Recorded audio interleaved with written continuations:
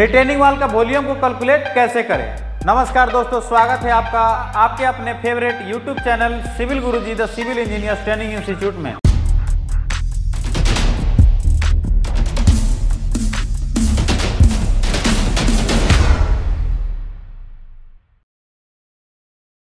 मैं engineer corporate trainer Kamlesh Kumar आपके लिए लेकर आया हूं। आज का जो टॉपिक है हमारा रिटेनिंग वॉल।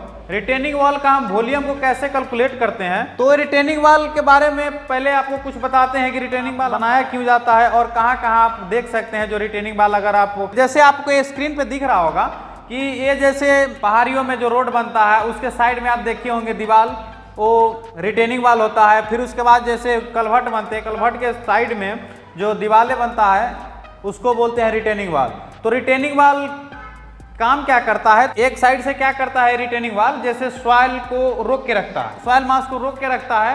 और जैसे कि और दूसरे साइड में क्या होता है कि वाटर आता है, तो वाटर से भी उसको क्या करता है, सॉइल को प्रोटेक्ट करता है। जैसे अगर बाढ़ आ जाती है तो बाढ़ क्या करती है कि अटैक करती है, तो दीवार जो है ना रिटेनिंग वॉल उसको रिटेन कर देता है। और दूसरा में क्या, जैसे आप देख रहे हैं कि रिटेनिंग वॉल में छोटा छोटा होल है, तो होल इसलिए रहता है क्योंकि जब इसके पीछे जो सॉइल होता है वो बारिश के टाइम में क्या होता है कि वाटर को एब्जॉर्ब कर लेता है। एब्जॉर्ब करने के बाद क्या करता है कि दीवार पे, रिटेनिंग वॉल पे वो प्रेशर क्रिएट करता है। उस प्रेशर को कम करने के लिए होल, छोटे छोटे होल दिए जाते हैं जो कि इसे बीप होल कहा जाता है। और इसका डिस्टेंस कितना होता है, तो 1-1 मीटर पे इसको लगाया जाता है, क्योंकि हर जगह अगर लगा देंगे तो क्या होगा, वॉल हमारा कमजोर हो जाएगा।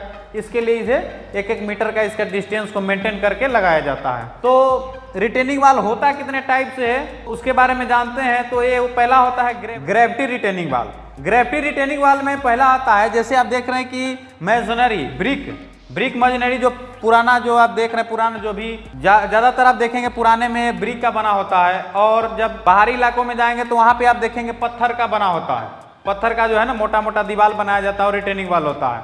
और उसके बाद जो है ना कंक्रीट का भी बनता है, कंक्रीट का वहीं पे पोरिंग किया जाता है, कास्टिंग किया जाता है, तो उससे भी बनाया जाता है, वो ग्रेविटी रिटेनिंग वॉल होता है। उसके बाद दूसरा होता है cantilever retaining wall. Cantilever retaining wall जैसे होता है कि उसमें टी शेप का बनता है, एल शेप का बनता है, एल शेप का भी बनता है। जैसे इधर ये वाटर क्या कहते हैं सॉइल रहेगा, इधर ये वॉल हो गया, इसका जो है एक पर्सन यहाँ जो बेस पर्सन है वो यहाँ तक रहेगा, तो ये एल पर्सन हो गया। टी पर्सन इस तरह से भी रहता है। इसमें जो है रेनफोर्स प्रोवाइड किया जाता है, स्टील इसमें प्रोवाइड किया जाता है, इसे कहा जाता है कैंटिलीवर रिटेनिंग वॉल। उसके बाद आगे बढ़ते हैं, अगला जो रिटेनिंग वॉल होता है embedded retaining wall. Embedded retaining wall वहाँ बनाया जाता है जहाँ पे लूज सॉइल होते हैं, या कहा जाए जहाँ पे सिर्फ बालू है, मतलब रेत है, वहाँ पे मतलब कभी भी जो है ना एग्जावेशन अगर कर दे तो थोड़ा देर में ही भर सकता है वो। उसके लिए जो है ना एम्बेडेड रिटेनिंग वॉल का इस्तेमाल किया जाता है। तो आपने जाना कि रिटेनिंग वॉल होता क्या है और इसके टाइप क्या क्या होता है, क्यों प्रोवाइड करते हैं, इसके बारे में आप जाने। और चलिए अब शुरुआत करते हैं, रिटेनिंग वॉल एक बनाते हैं, उसका हम वॉल्यूम को कैलकुलेट करेंगे। तो चलिए आगे बढ़ते हुए इस रिटेनिंग वॉल का कैलकुलेशन को निकालेंगे। तो जैसे आप ये देख रहे हैं, ये है एक रिटेनिंग वॉल, इसको बोलते हैं बेस स्लैब। ये हो गया इसका ग्राउंड लेवल। ग्राउंड लेवल कुछ इस तरह से रहता है, इस तरह से ये इधर से सॉइल रहता है, इधर फिल रहता है सॉइल। इसका अगर हाइट की बात करते हैं तो हाइट मान लेते हैं यहाँ से 10 फीट। आप बिल्कुल टेंशन नहीं लेंगे, आप फीट में जा रहे हैं तो इसका मीटर क्यों में भी दिखाएंगे इसका वॉल्यूम कितना आता है। अभी फीट में चल रहे हैं इसका, तो फीट में अभी बता रहे हैं। फीट में देख के आप घबराएंगे बिल्कुल नहीं। यहाँ से इसका एक डिस्टेंस ले लेते हैं, जैसे नीचे वाला को ले लिए हम 4 फीट और इसको ले लिए 3 फीट। और ये जो है इसको बोलते हैं शेयर की। ये क्या होता है ना कि जैसे ये एक ही पार्ट में तो नहीं ढलता है ना, अलग अलग कास्टिंग किया जाता है। उसका नॉर्म्स होता है कि 1200 mm तक एक बार में कास्ट करना है, उसके बाद फिर अगला लेयर कास्ट होगा। तो ये जो आप देख रहे हैं ये बॉन्डिंग का काम करता है, इस शेयर की इसको बोला जाता है। ये आप देख रहे हैं इसको बेस स्लैब बोलते हैं। और टेक्निकल वे में कहा जाए तो इसको और इसको, ये जो आप देख रहे हैं दोनों पैनल, इसको बोलते हैं स्टीम। ये हो गया स्टीम। उसके बाद ये जो आप देख रहे हैं इसे बोला जाता है कॉन्ट्रैक्शन ज्वाइंट। तो ये आप देख लिए कि ऊपर वाले का जो है विड्थ इतना है 3 फीट है, नीचे वाले का 4 फीट है, और इसका जो है हाइट जो है 10 फीट है। इसका जैसे बताते हैं कि ये जो है इस तरह से बनता है। एक ट्रेपेजॉइडल शेप हो रहता है, इसका जो है एक ट्रेपेजॉइडल शेप रहता है। ट्रेपेजॉइडल शेप किस तरह रहता है तो आपको दिखाते हैं। तो ये जैसे इस तरह से बना, इस तरह से गया, यहाँ आ गया, ये हो गया ट्रेपेजॉइडल शेप आपका। ये इसका जो है भाग यहाँ आप देख रहे हैं। इसमें इसका जो ये हाइट है ना, ये 10 फीट, और ऊपर वाला जो है ये 3 फीट, नीचे वाला 4 फीट। उसके बाद जो है ना, यहाँ से लेंथ इधर जाता है, तो ये जो लेंथ है ना यहाँ, इसको मान लेते हैं 50 फीट। क्योंकि आप देखेंगे तो रिटेनिंग वाल बहुत लंबा लंबा बना होता है, कलवर्ट में छोटा होता है, लेकिन रिटेनिंग वाल ऐसे देखा जाए पहाड़ी क्षेत्र में तो ये बहुत लंबा लंबा होता है। तो 50 फीट ले लेते हैं, इसका कैलकुलेशन कर लेंगे। तो आई होप कि अगर ये आप समझ जाते हैं तो ऐसा कोई भी रिटेनिंग वाल अगर आपको मिलता है, चाहे कितना भी बड़ा हो, मीटर में हो, फीट में हो, आप कैलकुलेशन आसानी से कर पाएंगे। पहले इसका डाटा मैं लिख लेता हूं। जैसे लेंथ हो गया, वाल का जो लेंथ है 50 फीट है, यहाँ जो आप देख रहे हैं 50 फीट। उसके बाद जो है इसका जो है विड्थ लिखेंगे, बॉटम विड्थ 4 फीट।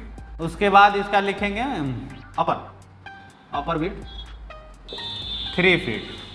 उसके बाद क्या है इसका हाइट, ये जो है ना रिटेनिंग वाल, इसका हाइट लिखेंगे, हाइट ऑफ रिटेनिंग वाल 10 फीट हो जाएगा। हाइट हो गया 10 फीट। उसके बाद इधर जो है ना, जैसे इसका है तो ये रिटेनिंग बेस है, तो बेस का मान लेते हैं 6 फीट, इसका विड्थ मान लेते हैं। हाइट की बात करें तो 8 इंच मान लेते हैं, 8 इंचेज 200 mm हो गया। और इधर तो हो गया हाइट ऑफ 10 फीट हो गया। उसके बाद क्या करते हैं, width of base slab 6 feet. उसके बाद डेप्थ ऑफ 8 इंचेज हो गया। 2 टाइप का फार्मूला यूज होगा। जैसे इसको मान लेते हैं ए, इसको मान लेते हैं बी, दोनों को मिला के बी सेक्शन मान लेते हैं, क्योंकि डायरेक्ट इसका हाइट ले लेंगे तो हो जाएगा। तो इसका टोटल वॉल्यूम अगर लिखते हैं इधर, टोटल वॉल्यूम लिखेंगे तो क्या निकालना पड़ेगा, एक तो निकालना पड़ेगा रेक्टेंगल का, एक निकालना पड़ेगा ट्रेपेजॉइडल का। तो यहाँ पे लिखते हैं retaining wall, volume of base slab हमारा ये है। इसका लेंथ तो यही रहेगा 50 फीट, और विड्थ ये रहेगा और डेप्थ ये रहेगा। उसके बाद ये, तो जैसे इसका बेस स्लैब की बात करते हैं, तो बेस स्लैब में लेंथ हो जाएगा 50 फीट, विड्थ हो जाएगा 6 फीट। लेकिन ये है हमारा इंच में, तो इसको फीट में कर लेते हैं, क्योंकि 1 यूनिट रहेगा तो फीट क्यूबिक फीट हो जाएगा। तो 8 इंचेज डिवाइड बाई 12 कर देंगे तो ये फीट में भी आ जाएगा। उसके बाद फिर प्लस करेंगे, प्लस वॉल्यूम ऑफ रिटेनिंग वाल। रिटेनिंग वाल का क्या फार्मूला होता है, जैसे इसका अंडर ब्रैकेट लेंगे तो a + b divide by 2 into height और टोटल का जो है लेंथ कर देंगे।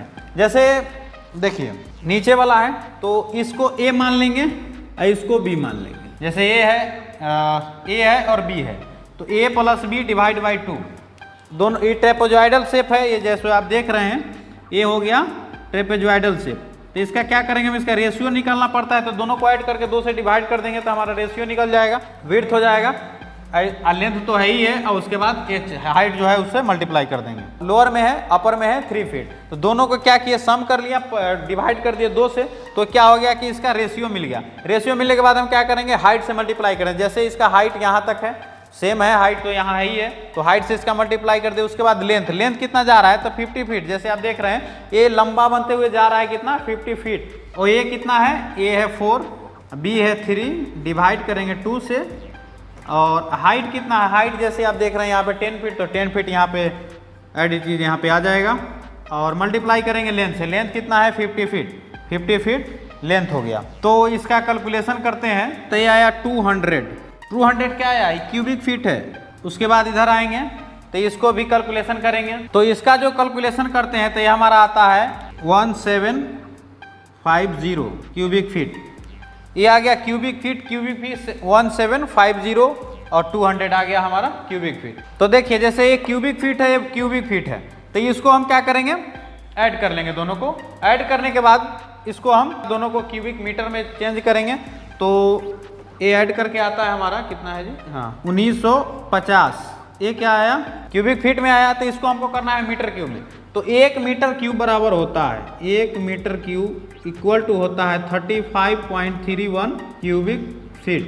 तो इसको हमको लाना है मीटर क्यूब में, तो इसको डिवाइड करेंगे 35.31 से। जैसे क्यूबिक फीट यहाँ पे लिख दिया क्यूबिक फीट, इससे ये कट गया। तो जैसे क्यूबिक फीट से क्यूबिक फीट पर कट गया, उसके बाद आया 55.22 मीटर क्यूब, क्योंकि हम जानते हैं कि 1 metre cube is equal to होता है 35.31। तो आई होप कि हमारी ये वीडियो आपको अच्छी लगी हो तो चैनल को कृपया लाइक और सब्सक्राइब जरूर करें। और आप भी चाहते हैं कि हमारे ऑफलाइन ट्रेनिंग को ज्वाइन करना, तो कॉल कर सकते हैं 9111001234।